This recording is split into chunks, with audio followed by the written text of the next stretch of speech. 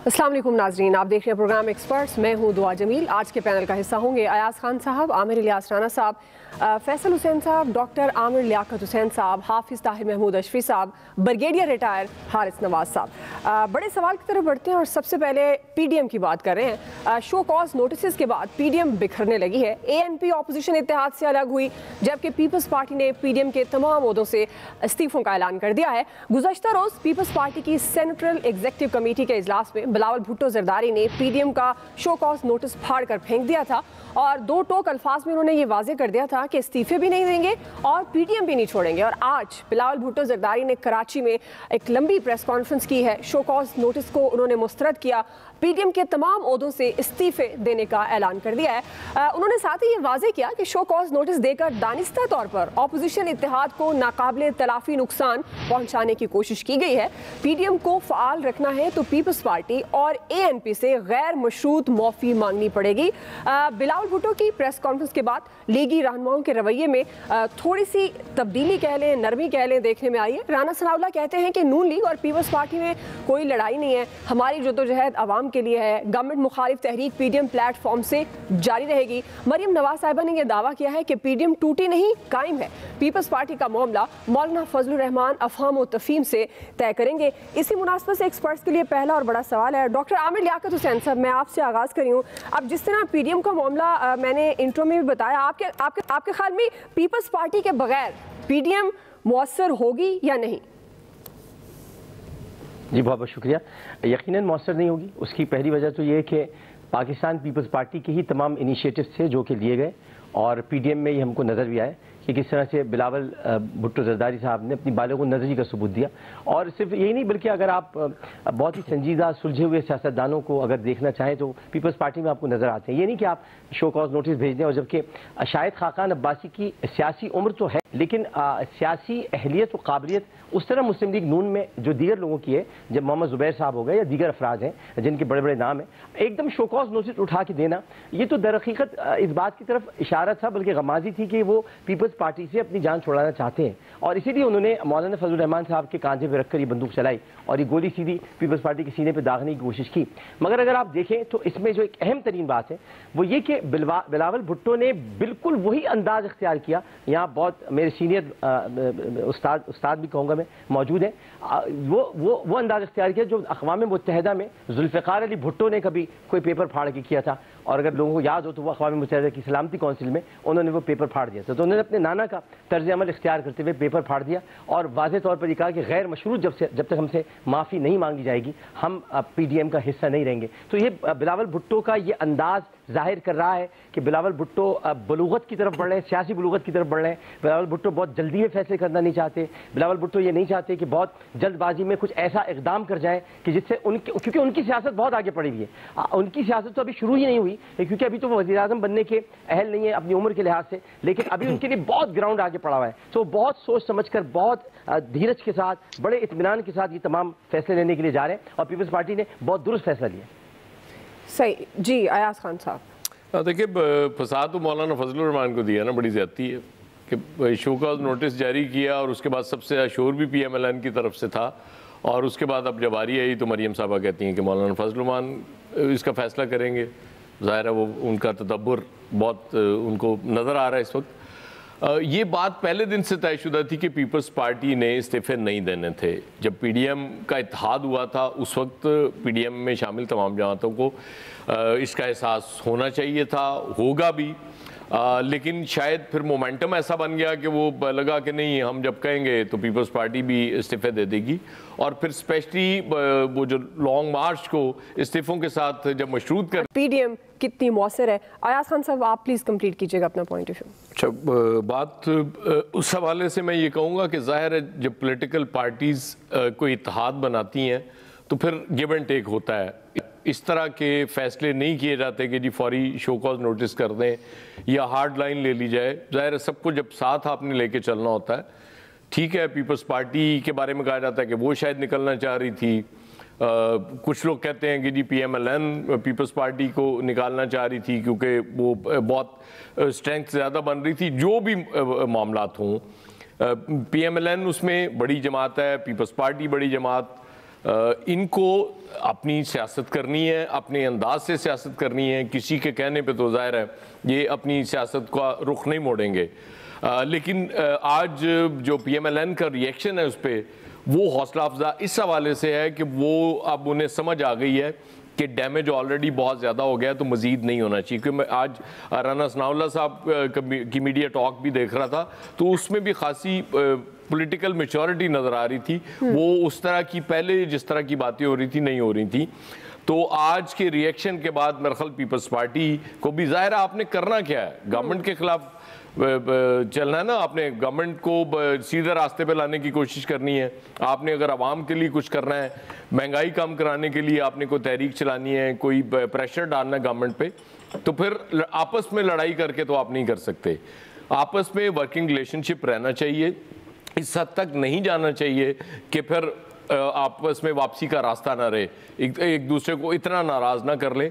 तो मेरा ख्याल है कि उसके बाद फजलुर रहमान साहब भी अगर रोल प्ले करेंगे, इसमें पॉजिटिव रोल प्ले करेंगे, तो फिर ये ऑपोजिशन उस तरह से नहीं टूटेगी। वरना PDM आज की तारीख में तो PDM की कोई हैसियत नहीं रहेगी। अगर पीपल्स पार्टी और ANP उसमें से निकल चुकी हैं, तो मेरे हिसाब से और उसको नाम तो दिया जा सकता है इत्तेहाद को, PDM अब नहीं कहा जा सकता। जी आमिर साहब, कोई परेशानी की बात नहीं, फूक दी जा रही है। हमारे भाई डॉक्टर आमिर ने दी है, जैसे UN की मिसाल देके कि बंदा क्या कहे कि UNO में कहाँ और CEC में कराची के अंदर बैठ के कहाँ क्या मुमासलत है हमारी। अच्छा है बिलावल को उठाया जाए किसी तरीके से, वो चल पड़े, वरना वो जब मैसेज आता है तो वो भी चुप करके उस इजलास से गायब हो जाता है जहाँ जरदारी साहब ने बोलना हो। PMLN ने बहुत अच्छा किया कि आज अच्छी गुफ्तगू की राना सनाउल्लाह ने, लेकिन ओरिजिनल बात यह है कि शोकाज दिया नहीं जाना चाहिए था। सियासी तादों में ऐसा नहीं होता, ना कोई रेजिमेंट है ना कोई डिसिप्लिन फोर्स है, गपशप ऐसे ही होती है। पीपल्स पार्टी ने अभी रास्ता खुला छोड़ा क्योंकि PDM की मेज़बानी इन्हीं के पास थी। उनके बहुत सारे मकासद हल हो गए और कुछ रह गए, वो आने वाले दिनों में, जैसे मैंने कहा है कि पब्लिक अकाउंट्स कमेटी की सूरत में होने हैं। अगर ये इसी तरह चलते रहे, अच्छे बच्चे बन के रिस्पॉन्ड करते रहे, जहाँ से इनकी ज़रूरत पूरी होनी है और इनको ज़रूरियात बहम पहुँचाई जानी है। पाकिस्तान की सियासत हमेशा से हुकूमत और हिज़्ब इख्तिलाफ की इसी तरह की रही, लेकिन मेरे जहन में जो दो सवाल हैं वो ये है कि एक तो UAE ने, जो दोस्त मुल्क है, इंडिया से उसकी खबरें आ रही हैं कि वो दोस्ती हमारी कराना चाह रहा है। नवंबर 2020 से उन्होंने हमारे वर्क वीज़े बंद किए हुए हैं। कल बरतानिया ने जो काम किया है हमारे साथ, वो FATF से भी बुरा किया और हमें युगांडा में जाके पहुंचा दिया। असल बात यह है कि हमारा दफ्तर खारजा, जिनको मैं कहता हूँ ना मुल्तान और इस्लामाबाद के दरमियान में फुटबॉल खेल रहे हैं शाह महमूद, और शुक्र है कि डॉक्टर फैसल जो हमारे सफ़ीर हैं उन्होंने इनकी कोई मुलाकात अरेंज की और ये जर्मनी जा पहुँचे। वरना आपको पता है ये कश्मीर के सफ़ीर 5 अगस्त के बाद से लेकर दुनिया में कहीं नहीं जा रहे थे, कोरोना भी बाद में आया था उसके, और ये वज़ीर खारजा साहब यहीं तकरीरें करके यहीं हमें पेरिस और लंदन दिखा रहे थे। आपको पता है पेरिस वाला मामला भी बड़ा सख्त हुआ है, उस पर मैं अभी बात नहीं कर रहा, ज़रा मसला आ रहा है। कल इस्लामाबाद में रेंजर आ रही है उसकी वजह से। तो इतने गंभीर मसाइल हैं और हम बगदाद की तरह पहले अंडा या मुर्गी या अंडे पे फंसे हुए हैं, क्योंकि हमारे हालात बहुत बुरे हैं। बरतानिया वो मुल्क है जो पाकिस्तान के साथ ट्रेडिशनली ताल्लुकात रखता है और उनका हाई कमिश्नर जब किसी भी हुकूमत में कोई इशू हो तो वो 3 महीने पहले बता देता है कि हमारी गवर्नमेंट ये काम करना चाह रही है मजबूरन। अगर आप इसको ठीक कर लेंगे तो मामला ठीक हो जाएंगे। वहां से जो फैसला है, और हमने आज क्या पिद्दी का शोरबा मैं अपने लिए नहीं कह रहा कि हम कह रहे हैं रिजेक्टेड। भाई बरतानिया ने तो फैसला कर दिया, जून में आप जाओगे FATF में, जब वो कहेगा कि हमारे पास आपकी ये गलत पैसे आए पड़े हैं और पाकिस्तान नहीं रोक सका है, उसका जवाब कौन देगा? सिर्फ रिजेक्ट कहने से तो नहीं होता ना। वजीर खारजा को, हुकूमत को इसके ऊपर प्रॉपर रिस्पांस करना चाहिए और ये चीजें आने से पहले रुकनी चाहिए। जैसे उन्होंने हमें पहले ब्लैक लिस्ट में डाल दिया उसमें एयर ट्रैवलिंग में, अभी हम जा रहे हैं बहुत पीछे, जिसके सबसे एंड पे हम करेंगे कोरोना वैक्सीन पे। उस पे हमें दुनिया भर में इसी तरह खराब करने की प्लानिंग हमारे दुश्मन कर चुके हैं, क्योंकि हमें तो नहीं है कि हम वैक्सीन जल्दी लगा लें, ना प्राइवेट सेक्टर को रास्ता दे रहे हैं, ना या हम खुद कर रहे हैं। सही जी। हाफिज तारिक साहब, पीपल्स पार्टी के बगैर आपके ख्याल में PDM का क्या मुस्तकबिल है? बिस्मिल्लाहिर्रहमानिर्रहीम, नहमदुहु व नुसल्ली व नुसल्लिमु अला रसूलिहिल करीम। गुजारिश ये है कि पीपल्स पार्टी और ANP के बगैर PDM का मुस्तकबिल क्या होना है। मौलाना फजलुर रहमान साहब को बेचारों के साथ जो रोज़ अव्वल से धोखा हो रहा है, उनको ख्वारी कराई जा रही है, उसका सिलसिला शुरू है और एक बार फिर उनके साथ हाथ हो गया है, उनको आगे कर देते हैं, अपने मकासद हासिल कर लेते हैं। कभी उनको आगे करके कोई लंदन रवाना हो जाता है, कोई सेनेट की सीटें ले लेता है। तो मैं समझता हूँ कि पीडीएम जो है वो पीपल्स पार्टी के बगैर, आप जो मर्जी कहें, पाकिस्तान पीपल्स पार्टी इस मुल्क की एक बड़ी जमात है। ये थोड़ा है कि पाकिस्तान पीपल्स पार्टी जो है वो कोई बगल बच्चा थी मुस्लिम लीग नून का, या जमीयत उलमा इस्लाम की कोई वो अंसारुल इस्लाम थी, या जमीयत तलबा इस्लाम थी। पीपल्स पार्टी जो है एक बड़ी जमात है और एएनपी अपना कद काट रखती है खैबर पख्तूनख्वा में।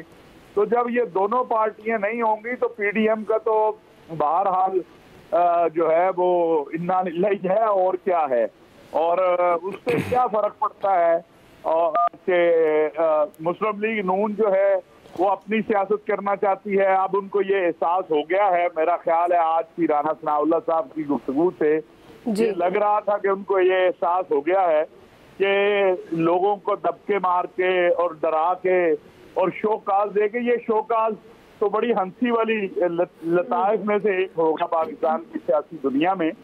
तो ठीक किया है बिलावल ने, वो मैं समझता हूँ पाकिस्तानी सियासत के अंदर इस खत का फाड़ना, ये जो शोकाज था ये मुस्तकबिल में बहुत सारे फैसले करवाएगा। और हर पार्टी को ये हक होना चाहिए कि वो अपनी मसलहतों, अपने मफादात को मद्देनजर रखे, अपनी सियासत को मद्देनजर रखे।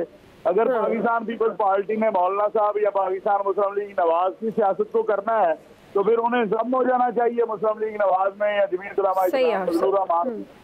तो पाकिस्तान पीपल्स पार्टी एक आजाद खुद मुख्तार जमात है, उन्होंने जो फैसला किया दुरुस्त किया है। बाकी पीडीएम न पहले कोई इसमें बड़ी अफलातूनी ताकत थी, वो आप सबने देख लिया है कि उसके साथ क्या होता रहा है, ना आगे होगी। तो महंगाई पे अगर काबू पा लिया तो 2023 के बाद भी इमरान खान साहब भी आपको नजर आएंगे। जी फैसल हुसैन साहब। देखिए दुआ, मैं आपको एक बात बताऊं कि पीपल्स पार्टी पीडीएम में कभी थी नहीं, तो अलग क्या होती। वो तो अपने सिस्टम के लिए उसने पीडीएम की एक छतरी ली हुई थी, वो सिस्टम उसका पूरा हुआ, वो उससे वो दिए गए स्क्रिप्ट के मुताबिक शामिल हुई, दिए गए स्क्रिप्ट के मुताबिक जो है वो अलग हो गई।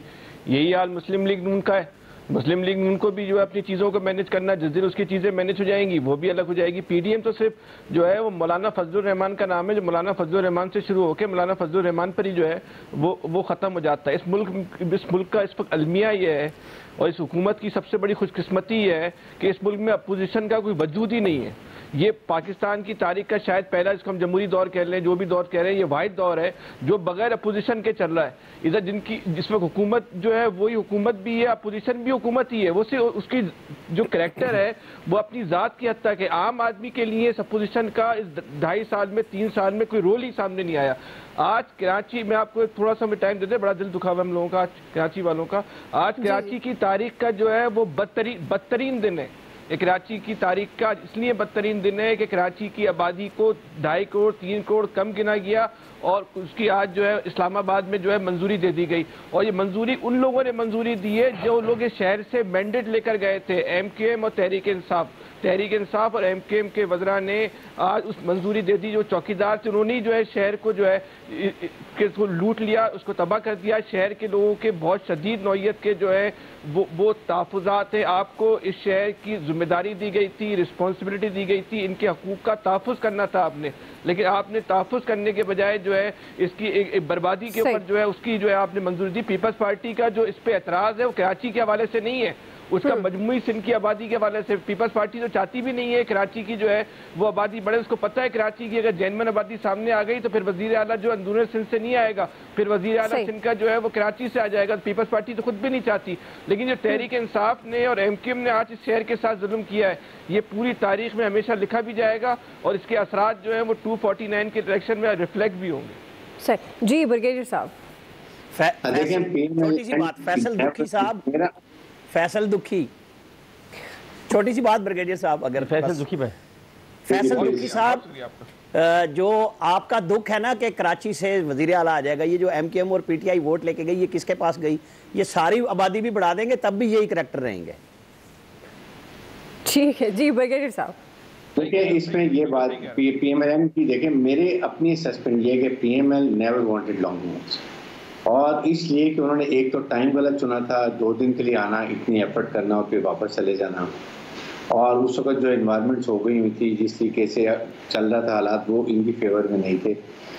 इन्होंने स्केप कोड बनाया पीपल्स पार्टी को रेजिग्नेशन मांग के। अदरवाइज उस मौके पर कोई रीज़न नहीं थे कि आप एक पार्टी को क्या रिज़ाइन करें। आप पहले लॉन्ग मार्च करें, उसके बाद आप कहीं जाके और फिर आपके शोकॉज नोटिस डाल दिया कि आप पीपल्स पार्टी आपके अंडर है। वो एक बहुत बड़ी जमात है। सबसे बड़ी बात यह है कि PMLN के पास अभी कोई भी प्रोविंस नहीं है और पीपल्स पार्टी के पास प्रोविंस ऑफ सिंध है और उनका बड़ा होल्ड अपनी हुकूमत चला रही है पिछले 12-13 साल से। इसलिए वो इक्वली मैचिंग पार्टी थी जिसको इन्होंने नाराज़ किया और जिस तरीके से एरोगेंट तरीके से शोकास दिया उनको ANP को। मौलाना फजलुर रहमान मेरे ख्याल में वैसे भी अब आई एम नॉट श्योर कि बीमार हैं या वो नाराज़ हैं, जिसके वक्त क्योंकि उनको बहुत ही सबसे ज़्यादा नुकसान जो है वो मौलाना फजलुर रहमान को है। उनको उन्होंने साइड ट्रैक एक किस्म का उनको फुटप्रिंट किया है और अब उनको अंदाज़ा भी होगा कि मुझे हर दफ़ा इस्तेमाल किया जाता है, बाद में मुझे साइड पर कर दिया जाता है। एक तो ये बात है। इसलिए इस स्टेज पर जिस तरीके से बिलावल भुट्टो ने बात की है बहुत strong, he look very composed and he was very forceful. जो उन्होंने अपना पॉइंट ऑफ व्यू दिया है कि शोकास क्यों दिया, हम तमाम गवर्नमेंट से रिजाइन करते हैं। और उसके बाद जिस तरीके से PMLN का रद्द-ए-अमल आया बाद में, इसमें ओवरऑल विनर अगर देखें तो वो पीपल्स पार्टी है और द बेस्ट लूजर्स जो हैं वो PMLN और उसके साथ मौलाना फजलुर रहमान। सही है जी। पीपल्स पार्टी फैसला मौलाना फजलुर रहमान पर छोड़ते हैं, ये कहा मरियम नवाज ने। और एक्सपर्ट्स की क्या राय है कि क्या पाकिस्तान पीपल्स पार्टी ANP के बगैर PDM का कोई मुस्तकबिल है या मुअस्सर हो सकती है, वो आपने जानी। ब्रेक लेते हैं, ब्रेक से वापस आएंगे। हमारा दूसरा सवाल है NA-75 से रिलेटेड। नून लीग ने डस्का का मार्का सर किया, PTI हार गई। PTI के इल्जामात इलेक्शन कमीशन RO पर हम सवाल रखेंगे कि डस्का इलेक्शन कितना शफाफ है। राय लेते हैं ब्रेक के बाद।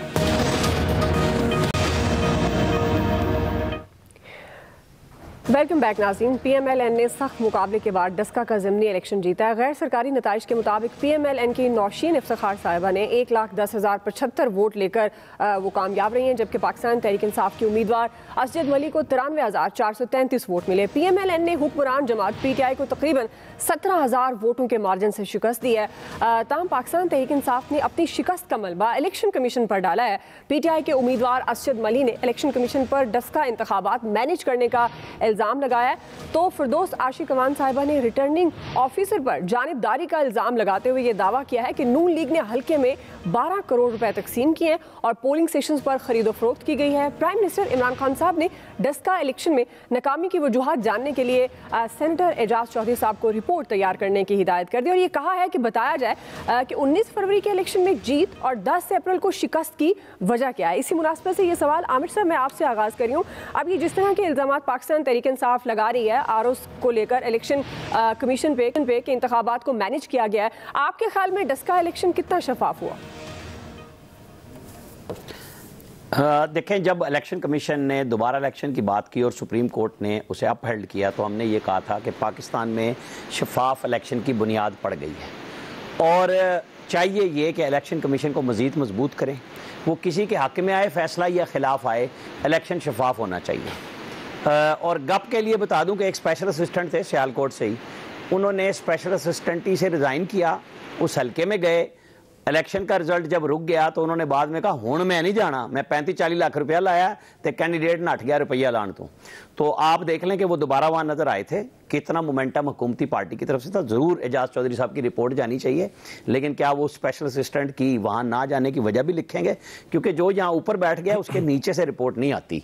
और इलेक्शन कमीशन का तो जो इनका अपना पार्टी का PTI का जस्टिस वजीउद्दीन की रिपोर्ट सामने है ना, कि जिसने रिपोर्ट दी वही गया, तस्नीम नूरानी ने दी वही गया। अब एजाज चौधरी चूँकि सेनेट में आ गए, पता नहीं इन्हीं से ना मांग लें कुर्बानी कि क्या बनेगा और क्या नहीं। दूसरी बात, डस्का इलेक्शन PMLN ने जीत लिया, वो सीट उन्हीं की बनती थी। अगर ये उस वक्त धुंध के चक्कर में ना पड़ते और थोड़ी हार को तस्लीम करते, 4-5 हज़ार की जो हार उस वक्त मैनेज हो गई थी, तो शायद ज़्यादा इज्जत का रास्ता PTI के लिए बनता। अब इन्होंने खुद ये रास्ता चुना था।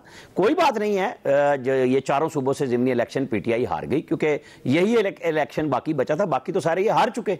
तो असल में तवज्जो ये देखने की ज़रूरत है कि जब शहबाज शरीफ की सस्ती रोटी कामयाब नहीं हुई थी और वो रास्ते में रोकनी पड़ी थी, तो ये जो लंगर खाने हैं और ये जो मुफ्त रोटियां, कोई भूखा ना सोए पनागा, ये काम नहीं चलेगा। आपको रोजगार दिलवाना होगा। जैसे मैंने UAE की पिछले सेगमेंट में बात की थी, आपको तो इस तरफ जाना है, अपने लोगों को कारोबार कराना है। क्यों लोग बेरोजगार हैं, फैसलाबाद में 20,000 लोगों को रोटी देंगे। कितने लाखों का शहर है जहां पे भूख से मर रहे हैं, आप कितने लोगों को रोटी देंगे?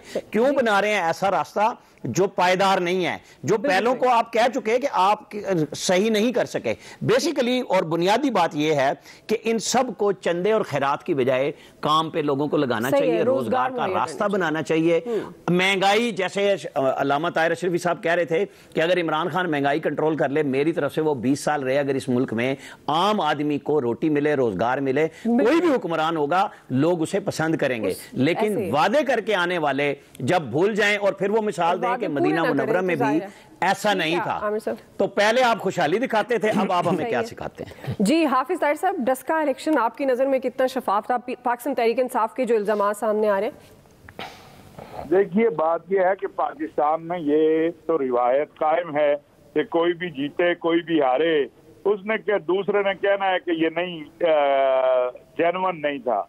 मैंने उस दिन भी अर्ज किया था कि अब ये इलेक्शन हो गया, हारने वालों को तस्लीम करना चाहिए, जीतने वाले जो हैं उन्हें भी चाहिए कि वो बड़ेपन का मुजाहरा करें।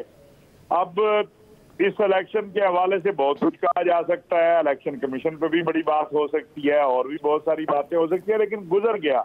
आगे चलिए, बेहतर कीजिए आप इलेक्शन के निज़ाम को, आप पैसा चलना रोकिए, आप लोगों के लिए ये इत्मीनान का सबब हो कि वो जो वोट डालेंगे वो वोट निकलेगा, आसानी से वोट। अब बात सीधी सी है कि कौन 20-25 करोड़ रुपया खर्च करके एमपीए का इलेक्शन लड़े और 50 करोड़ खर्च करके एमएनए का इलेक्शन लड़े। तो इलेक्शन कमीशन इसमें चले कामयाब हुआ, अमनो अमान रहा, बाकी चीजें रही, हो सकता है इलेक्शन कमीशन की मंशा के मुताबिक रिजल्ट भी हो, लेकिन आइंदा के लिए हमें देखना चाहिए कि पुरअमन और शफाफ और ज़ाब्ते के मुताबिक इलेक्शन किस तरह बनाना है, उसकी तरफ तवज्जो देनी चाहिए। सही जी ब्रिगेडियर साहब।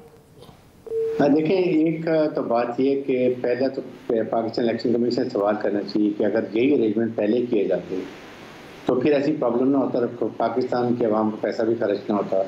आपने पहले फूड प्रूफ अरेंजमेंट क्यों नहीं किया? आपने पहले सेंसिटिव जो पोलिंग स्टेशन है वो क्यों डिक्लेयर नहीं किए? आपने पहले रेंजर्स को क्यों बुलाया? आपने क्विक एक्शन फोर्स क्यों नहीं बनाई? आपने पहले आरओ को और प्रिजाइडिंग ऑफिसर को ब्रीफ प्रॉपर क्यों नहीं किया? Why don't you make?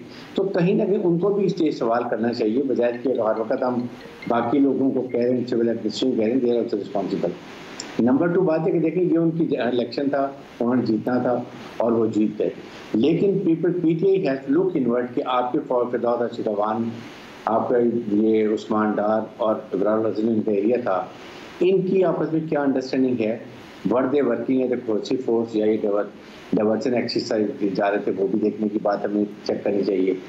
तो जिसकी वजह से ये एम्बैरेसमेंट सिचुएशन हुई है, ये नहीं होनी चाहिए। लेकिन इलेक्शन कमीशन का किरदार सेनेट के इलेक्शन से लेके आज तक it has been biased. I think ये इस पे कोई डाउट नहीं होना चाहिए, कम से कम एज ए सिटीजन पाकिस्तान मुझे कि इसमें उनका किरदार उस तरह नहीं था जैसे होना चाहिए। जी फैसल हुसैन साहब।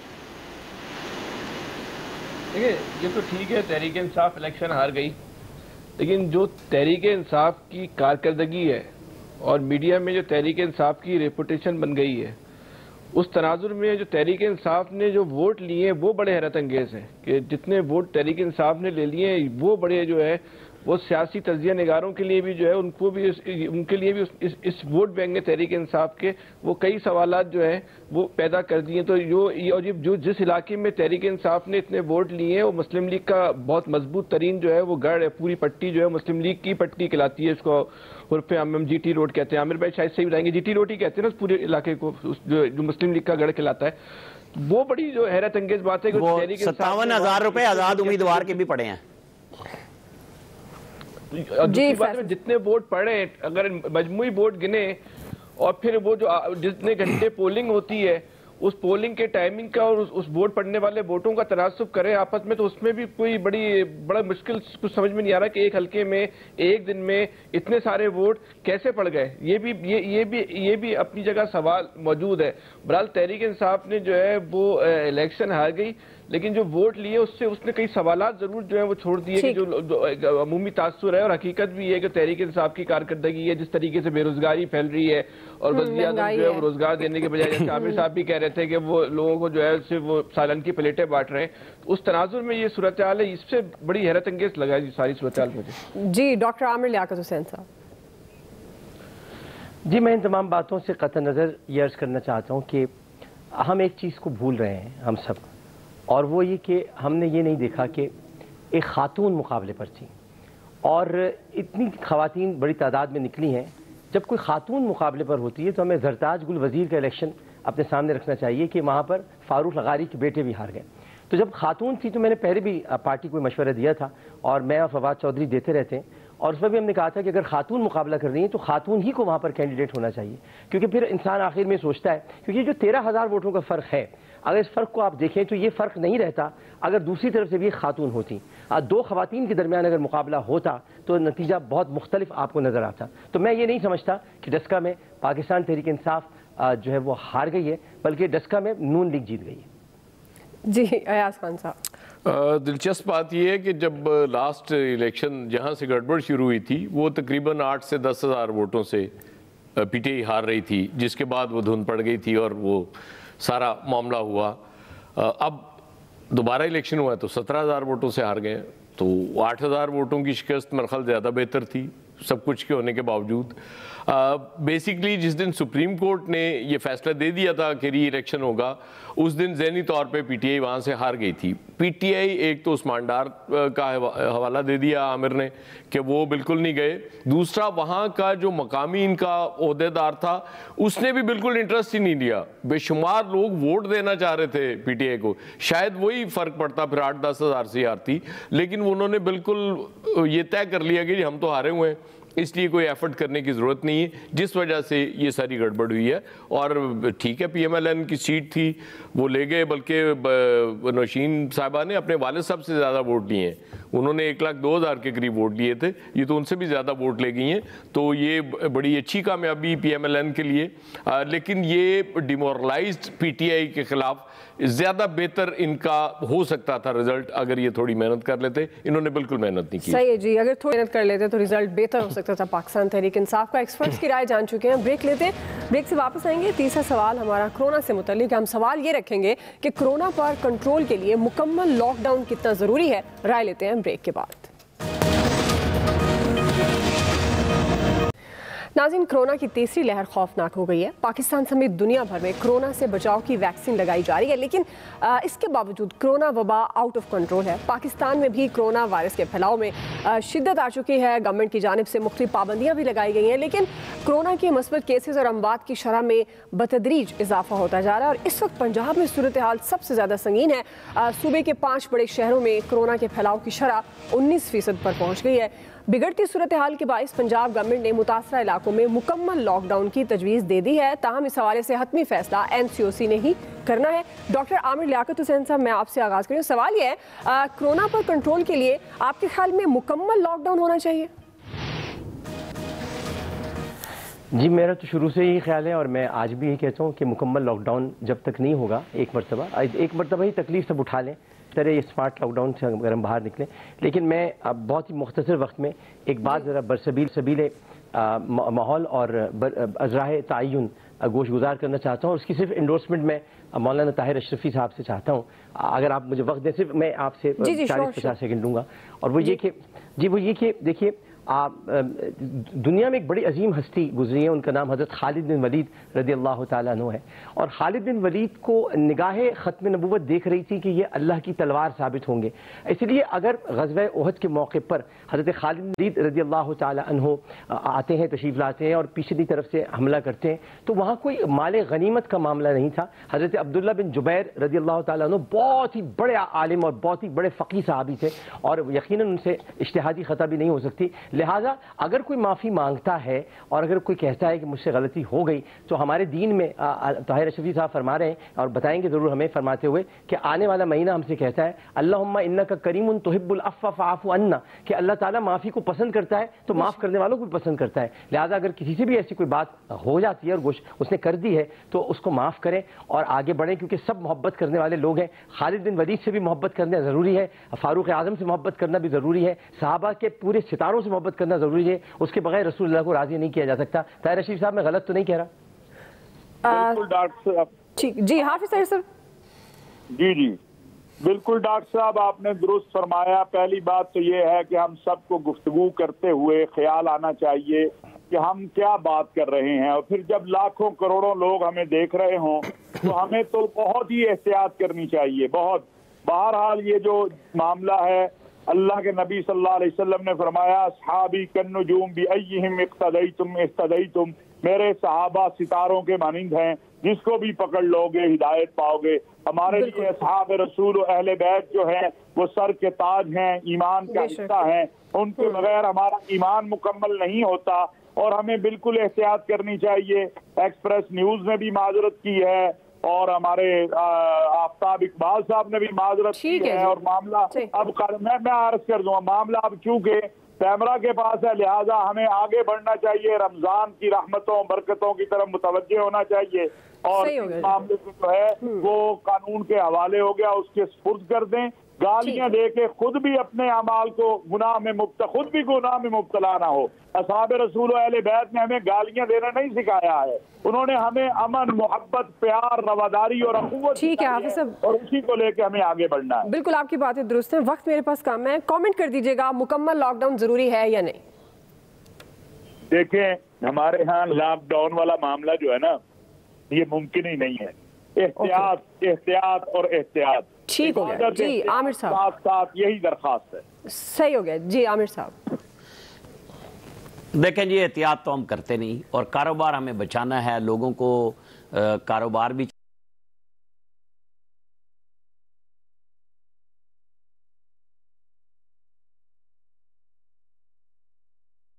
इसके बगैर गुजारा नहीं है। ठीक जी, फैसल हुसैन साहब। मैं कमेंट्स करने के बजाय एक सवाल कर लेता हूं कि आखिर वो क्या वजूहत हैं कि जैसी जब वैक्सीन आई तो कोरोना की शिद्दत में जो इजाफा हो गया, उसके खौफ जो है एकदम बढ़ता चला गया, इसकी वजूहत क्या है? कि अचानक ऐसा क्या हुआ कि वैक्सीन आने के बाद ही सब कुछ जो है वो क्यों हुआ? वो भी तो नहीं मिल रही। स्मार्ट लॉकडाउन है ना ये, और कोरोना